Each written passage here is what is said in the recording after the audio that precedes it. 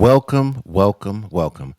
I want to welcome everyone to the first In Workplace Abuse National Podcast. My name is Daryl Finley, and I'm the national podcast host. Some people call me Darrell. That's fine. Just call me. And I'm ecstatic today. I am so excited to be here today, not only because it's the first podcast being broadcasted on a national level for in workplace abuse, but my guest is someone whom I hold in such high esteem. I've worked with her behind the scenes on some other in workplace abuse stuff. She is the ultimate professional. She is someone who we all hold in high esteem, that are all a part of the national team. She's someone that's well respected in her environment and in her arena and in her profession. I mean, there's so many things she's done on that level. She's a seven-time Emmy Award winning journalist. She's a winner of the Edward R. Murrow Award for documentary. She's a voiceover professional. She's a model. And the list just goes on and on and on. And in all honesty, whenever I'm putting some projects together as it pertains to journalism or media or social media, I run it past her, and she will give you the truth. She will let you know where you need to work on things, as she has helped me immensely in my podcast journey. So it is my awesome honor and privilege, to just welcome my sister, my friend to the show, Andrea Moorhead Allen. Welcome to the show, Andrea. I am so happy to be here, Darrell or Daryl or That's my funny. friend. Because now is it Andrea or Andrea? Yeah, Because it's just like you have Andrea. two names. It's Okay, Andrea. okay, cool, cool. Because I've heard people pronounce it different ways, just like they do my name. Yeah. But welcome to the show once again. I'm so happy, as I said, to have you here. It's like interviewing like my favorite athlete. Oh my So gosh. I yeah, really thank you for coming. appreciate that. Absolutely, absolutely. And we've been working on this for quite some time behind the scenes. And you had a huge project on the national rally, which was an amazing job. That video was amazing, by the way. And we won't even get into the technical issues that you overcame to get that product out there so that the world could see it. I mean, we had a lot of technical issues, and that just speaks to you as a professional.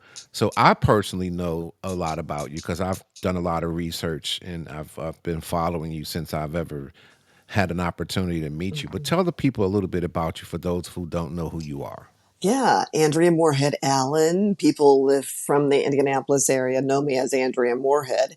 But since I left my 21-year career in Indianapolis, which is where I'm from, I have now added Allen, which is my married name. I've been married for almost 20 years. And leaving has allowed me to start kind of a rebirth, if you will, of life and a new identity.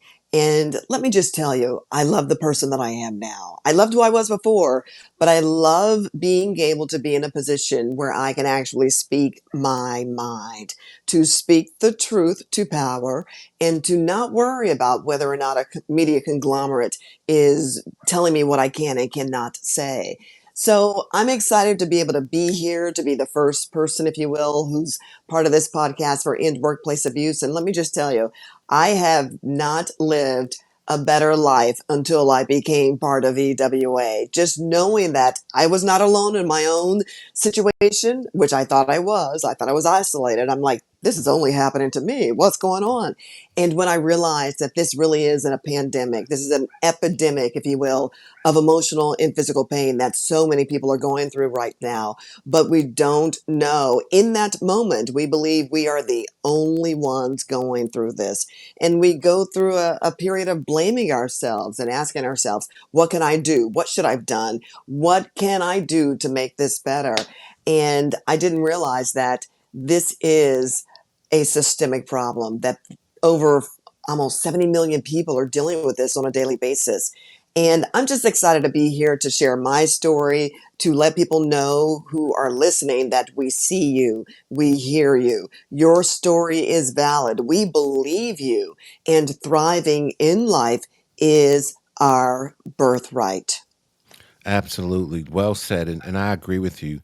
The moment that I became a part of the In Workplace Abuse New Jersey chapter, my life changed. And I'm not personally experiencing it at this time in my life, but I have in the past, as most of us have. But but in my group and in the people that I come across that I meet, their stories are all so passionate, and it has taken so much of a toll on their lives and on their families' lives. So that's what we're going to try to dive into a little bit today. The other thing that that just amazes me is that you have I'm not going to introduce the show. I'll let you do all of that stuff because you have an amazing show. But what I wanted to say was that one of the things that I've noticed that these entities use as a weapon is trying to segregate or silence or divide people to make you feel like you're just going through this alone. So I'm glad you touched on that point. In fact, I have a video that I have a couple of videos that I want to just run real quick so that we can kind of just take a quick peek before we dive into the Q&A section of the interview. So I'm just going to play this real quick. Okay.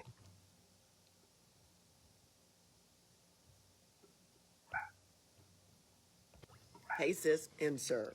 Here's a little poolside confession for you. Here's the story. So one day, I had a private meeting with my TV station's president and general manager about my concerns regarding a lack of access to, the photographers and the producers because I never got any assistance from them. Need a little just extra water for this. I was doing everything by myself. And mind you, this is all happening as I was also battling triple negative breast cancer, the deadliest form for black women with a high reoccurrence rate. Yeah, I was working during my 2.5 years of treatment that also included chemotherapy, surgery, radiation, and then another year and a half of immunotherapy treatments. Now, that's another story for later, but let's go back to the meeting. So here I am in this meeting with my GM, the president of the TV station, and I voiced my concerns saying, hey, here are some specific examples that I need to tell you about that really are showing you that the two other female anchors, and I gave names, were given what I call the white glove service. I love it. Ooh. I love it. I love it. I love it. I absolutely love it. The white glove service. And, I'm going to let you go ahead and interpret that for us before we dive into it. Go ahead and interpret that for us. Yeah, the white glove service is the service that, think about it, when you go to a really fancy restaurant and if the waiters have on white gloves, it is formal, it is luxurious. You are getting the cream of the crop when it comes to service and the food. The experience is going to be top notch. That is the white glove service. So, in the broadcasting industry, the white glove service is having producers who were editing your stories, having producers also. I'm trying to keep this very simple so that people on the outside understand, but producers who are writing your stories, editing your stories, they're also looking at the tapes and going through all of it and deciding which sound they're going to use, selecting music. I mean, so on and so forth. I mean, it's just a long list. But suffice to say that those other two people who don't look like me were able to get the white glove service. On the Hmm. other hand, instead of me eating filet mignon on a beautiful china with great crystal glass, I had paper cup, solo cup. Let me keep it real. Solo cup, paper plate, paper napkins, paper silverware or plastic silverware treatment. I was invited to the cookout, but I was not at the big boy and big girl table. I did not get white glove service. So here I am going through cancer treatments, Hmm. working when I could, and literally the physicality, it was so hard for me to work, but I needed to keep going. I wanted to push through. What I didn't want, Daryl or Darrell, I'm gonna call you both, is for someone to say, oh, you use your cancer situation as an excuse not to come to work, to show up. And Mm, as Black people, and let's just keep it real, we're going to talk about this too from a racial perspective. We okay. know that we have to be 10 times better. And I believe as I look back on that experience, I was doing everything that I could to try to mitigate the conversation, the rumors, the expectations that she's not going to make it. She's going to use this as a reason not to do her job. And so, because of Wow. that, I was overworking and overperforming, but I had to do it without access to the white glove service. So, imagine the physical, the mental toll that all of that took on my body prior to cancer and during cancer and even after cancer once I thankfully was told that I was in remission. But at the end of the day, it was not equitable. I didn't have access to photographers. I had to use my own cell phone to shoot stories, whereas the people who got the white glove service had preference for photographers. They were able to have access like nobody's business. And I saw it. Other people who look like me of color in the newsroom were having the same experience. And yet we would talk about it to ourselves at the water cooler. We text each other during work hours. We would talk about it on the weekends. And it just got to the point where I kept saying, why aren't we just talking to each other about it? We can't solve the problem. We have to tell the people who are in charge what we need, what we want, and for them to be held accountable and to give us what we need so that we can continue to do our job. And I just wasn't going to take no for an answer. And finally, I will tell you this. I'm 50, almost 56 years old. There's something that happens when you turn 50 where you're like, I'm just going to keep it real. I've got nothing to lose. Absolutely. And I don't know how old you are, Darrell, but I will tell you that as soon as you turn 50, there's like a light bulb that just It comes does. on. It absolutely And does. I have been there for 20 years at that point. And I just said, this is ridiculous. I continue to see the white glove service being doled out to certain people. There are about four or five of them. And I am over here scraping, trying to survive. And it wasn't fair. It wasn't fair Wow. because it was affecting my health. It was affecting my mental and physical health. And I just spoke truth to power and said, I Mhm. see you and I'm going to call you out and I need you to make this right. And one thing that I've learned in life is that when you try to hold people accountable, they buck because they know what you're saying is true. Mhm. Mhm. They know what you're saying is true. They just don't want to admit it to themselves. Because, from a racial perspective, in their minds, they're thinking to themselves, are you calling me a racist? Absolutely. Yep. And that's where the problem lies. And I literally became a target. I have talked about all of the egregious, unconscionable behaviors that took place. I outlined them in a federal lawsuit when I filed a discrimination lawsuit against the company back in 2021.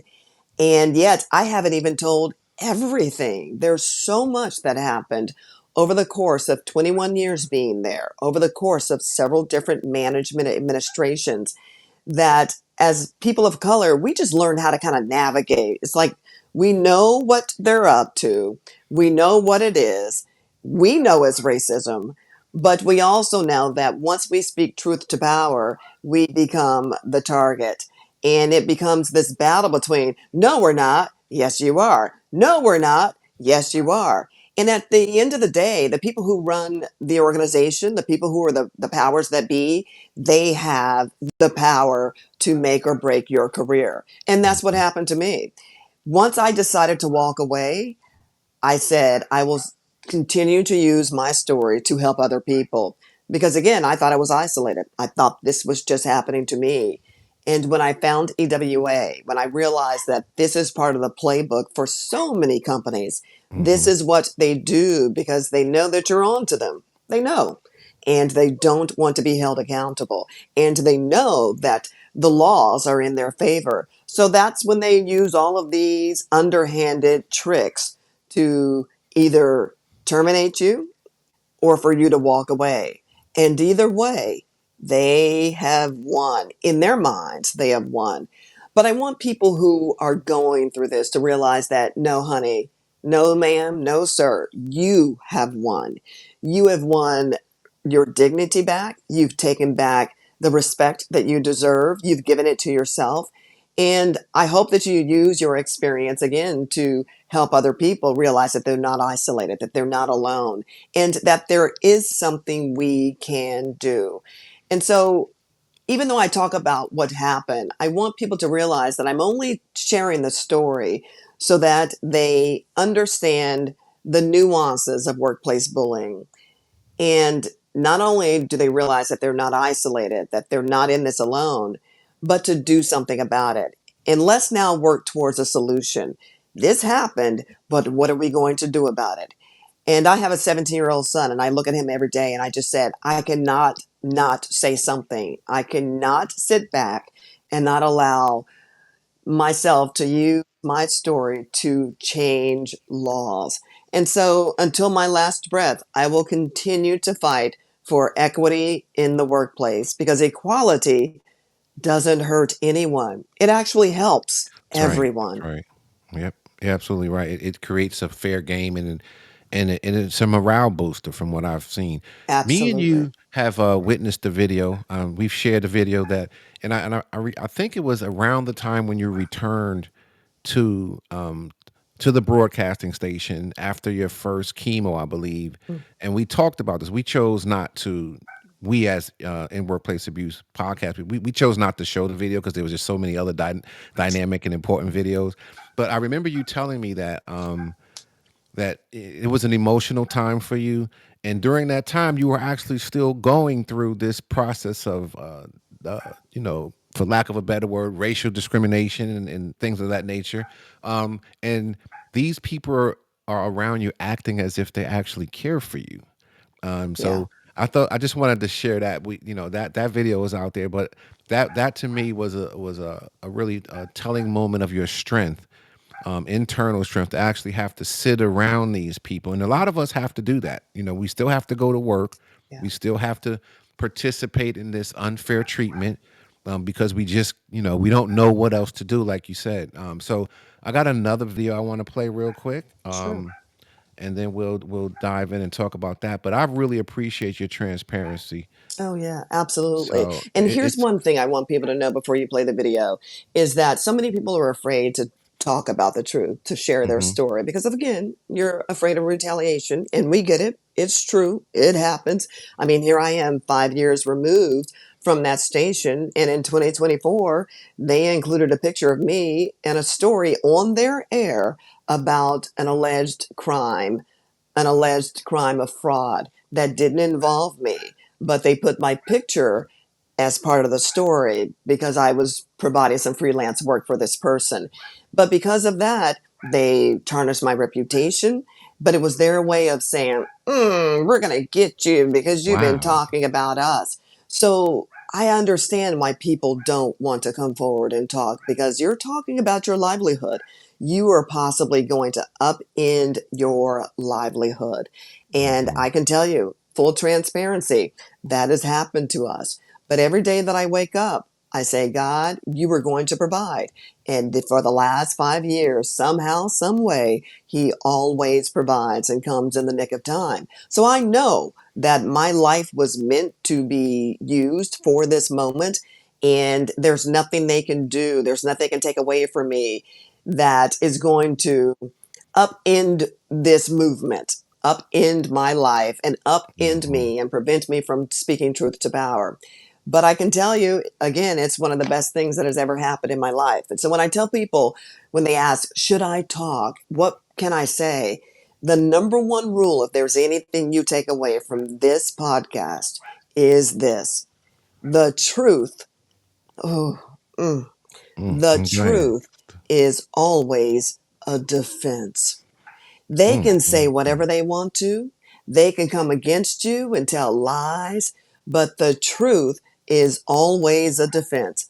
And the reason why Absolutely. I can say what I'm saying and be open and honest about the truth is because you can't sue me on the truth. You can sue me for defamation if I say something that's out of turn, that's Mm-hmm. not true, but you can't when I'm That's right. speaking truth. That's And right. as I tell people all the time, I've got the receipts and they know it.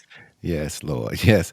That's a powerful statement right there. And I'm going to dive into that a little later too, because everything that you're saying is, I'm sure that there's someone out there actually in this space and time right now that you're describing who just doesn't know what to do.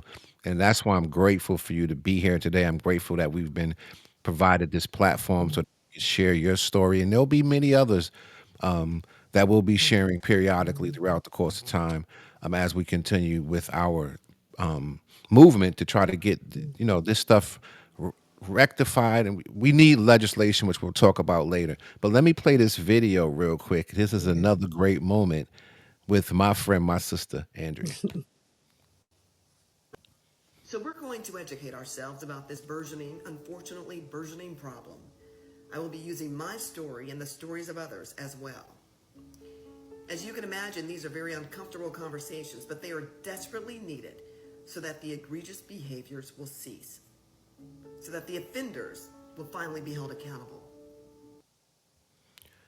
There's another great moment and a great just another opportunity for us to converse with you. Every opportunity, folks, I'm letting you folks know to converse with this woman and this sister of mine. She is amazingly, because she's been through the fire. There's nothing like, and at a really high level. So there's some of us who go through this, and it feels the same emotionally, but there are levels to it as well. So I want you to just go ahead and speak to us a little bit about that video and the importance of just standing your ground and coming to a place and space where you could kind of feel like you want to fight back. It all began after I began seeing a therapist in 2020. It was right during COVID, or it was actually a year before COVID. So many of the egregious things have been taking place, and I kept telling my husband, something's going on, and I just can't put my finger on it. And I don't know why. I'm asking for accountability, but no one is doing anything about it. And it just began to just build, moments just kept building one upon the other. And in the aggregate of all of those experiences, I realized it's not going to get better. And it hit me after speaking to my therapist for over about a year and a half. She made it very, very clear to me. At one point, she said, if you decide to walk away, you're not losing your career. You're walking away from a job, and your talents and your gifts will make a way for you again, just like they did the very first time. And so you're in a precarious situation where you need to make a decision. Are you going to continue to work within the environment that likely will not change, or are you willing to change your environment? And after I found out about my coworkers who were making a bet on whether or not I was going to return to work on those days when I was having chemo treatments, when a coworker told me the truth, and again, I've got the receipts. When she told me what happened,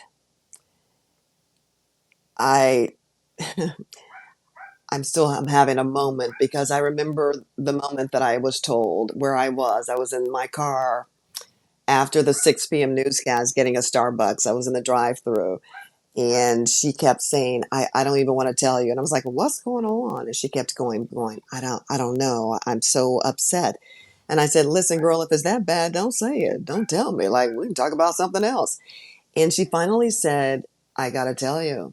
So when she explained what happened, and she was crying and just beside herself, about 2 weeks later, my news director, I had written an email to him, the assistant news director, and three producers about a story idea. And that assistant news director responded to everyone, Mm, and he inadvertently sent it to me, and okay. it was about me. And I responded, I'm sure you did not expect for this to come to me, but I see you. It's now written in black and white. Mm. And a few weeks later, George Floyd had died. I was doing a story on the reaction of Black women, mothers, grandmothers, just women, and their reaction to his death. And I took it from the foundation of the statement that George Floyd made when Derek Chauvin had his knee on his neck and he was crying out for his mother. And as that story ran during the 5 o'clock newscast, I had a second one that aired during the six.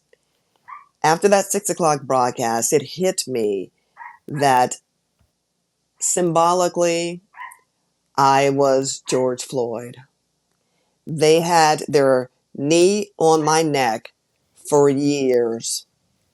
And as I'm telling this story of other people's reactions, they're upset, they're crying, they're saying, "We cannot believe that this happened. We see it with our very own eyes." And Chauvin tried to lie and say that George Floyd killed himself and all of those things that happened afterwards, where they tried to mitigate their liability by lying about who he was as a person and how he came to die. It hit me that I was living in the same environment. And I felt as if I was lying to the public.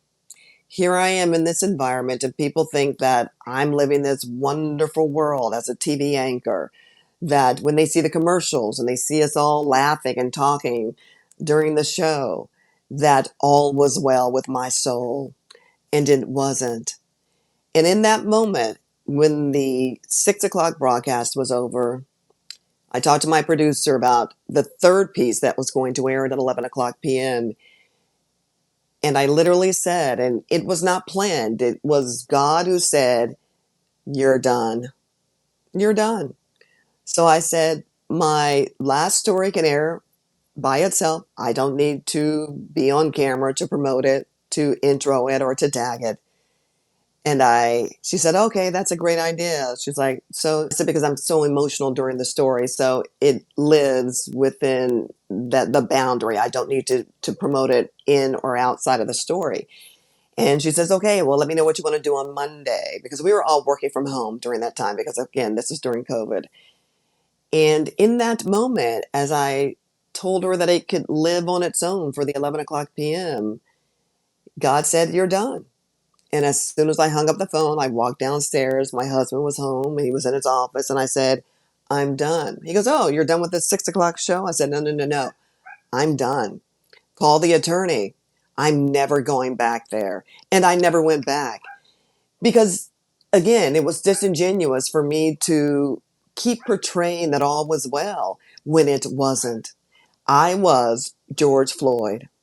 Their knee was on my neck, and I couldn't lie anymore about it.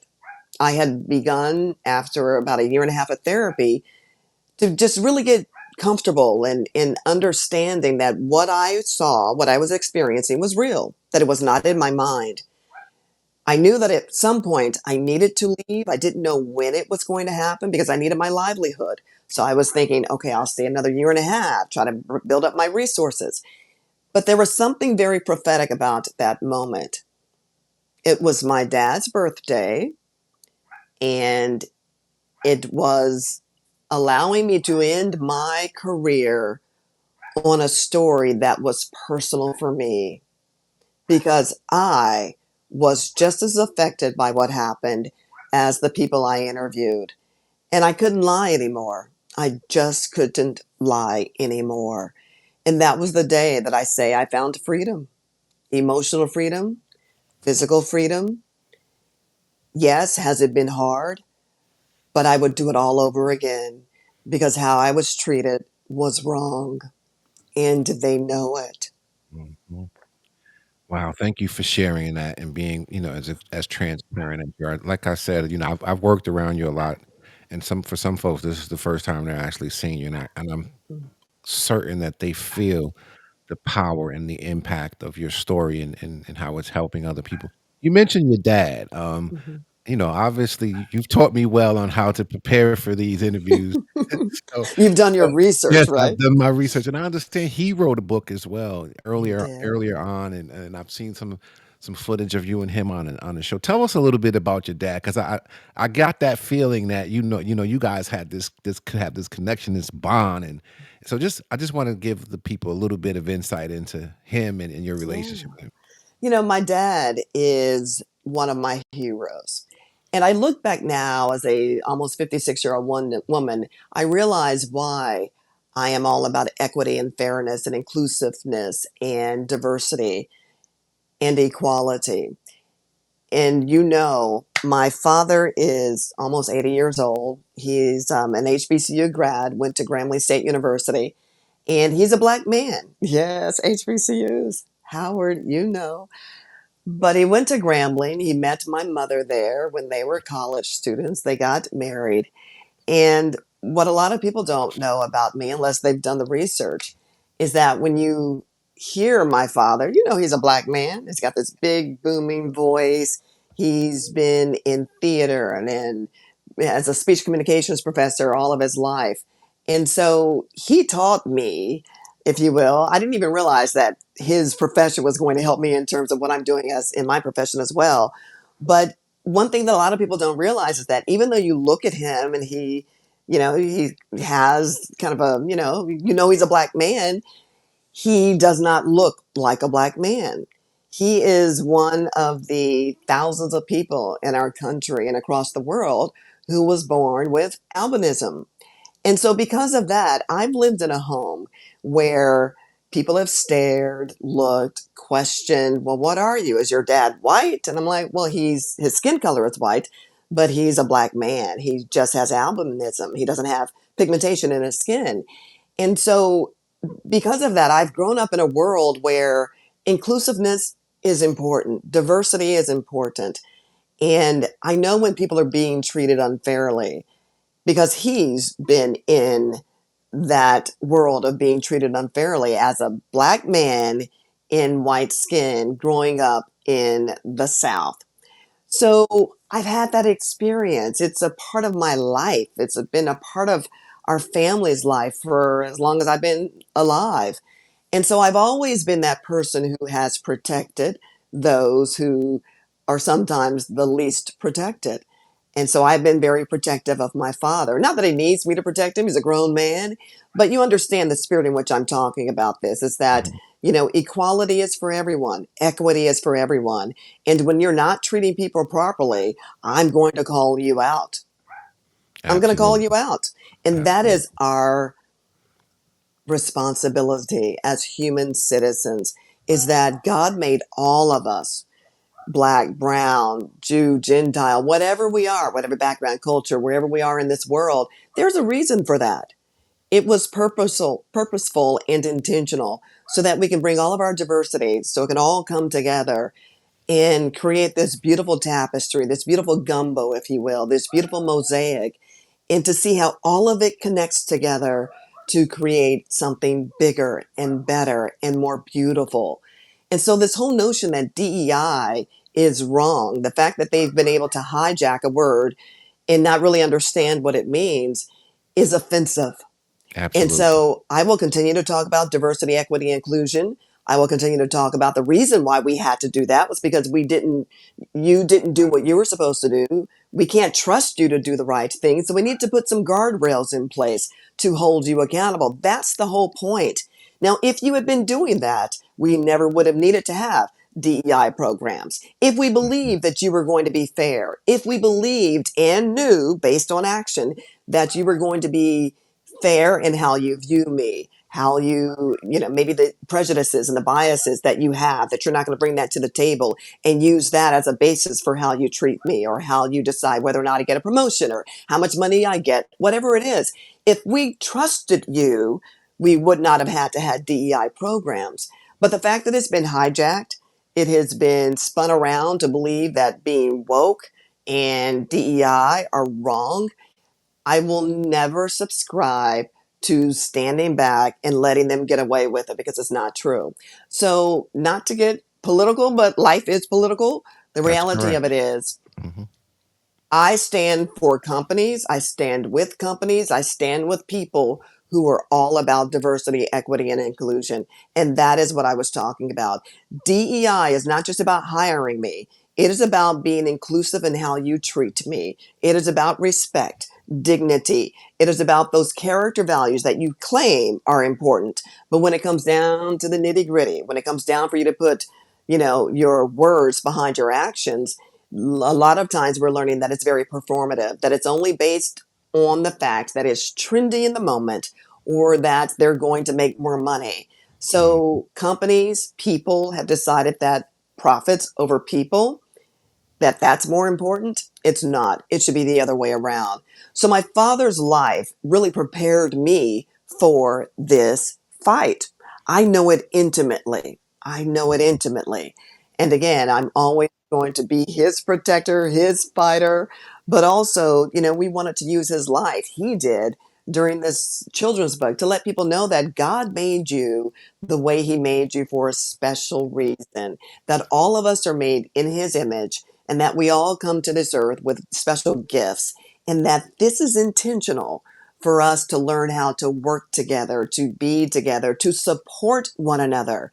And so, this notion that there's not enough for us all to enjoy the fruits is hogwash. There's enough money, there's enough shine for everyone. We all should be able to prosper and to thrive. So that's my life. That's what I've always dealt with, what I've always lived with, and what I will always use as a kind of a propeller to push me to continue having this conversation about equity and equality, diversity and inclusion. And see, now you folks know why I love me some Andrea. Andrea, that this is why, she has so many people who respect her, who follow her, who want to work with her. And you're right. We're especially now in this day and time, when we look at the political scene, which is another whole podcast that Oh, we'll yes. circle back on. But for those of who understand what we're saying and want to help us out, I'm going to pop up the EWA website so that you can log in there and find out more about what we do. Each state, well, most states have a chapter, and if there's not one in your area, we'll help you build one and get it together. This is a movement that me and Andrea, we stand strongly. We support it. We give our time, our resources, and everything we have to push this movement forward and to try to rectify this wrong. So thank you again, Andrew, for sharing all of that. You're I so have welcome. one more video that I would Okay. like for us to look at. Oh, you're producing. I'm loving this, Darrell. Look at you. So I got one of the best teachers in the world. So I'm good. And it's been some, it's like anything else. You come in and you think that you know some things because you've looked on YouTube and you've got all this stuff, but it's not until you work with someone who has actually done it at a high level that you understand the learning curve that's required here. So I'm just happy to have you here and to be on the show with you and to share this moment. And I'm sure the audience, the listening and viewing audience, are really impacted by this interview, and it's gonna be great. So I'm gonna play this last clip, if I may, and we'll talk about it. There's a lot of conversation out there about what exactly is workplace psychological abuse. If you've ever been yelled at, screamed at, if there's ever been any moments of isolation, retaliation, manipulation, gaslighting, discrimination, any of those things, and so many more unconscionable behaviors. Anything that gets in the way of you being able to perform your job to the best of your ability is workplace psychological abuse.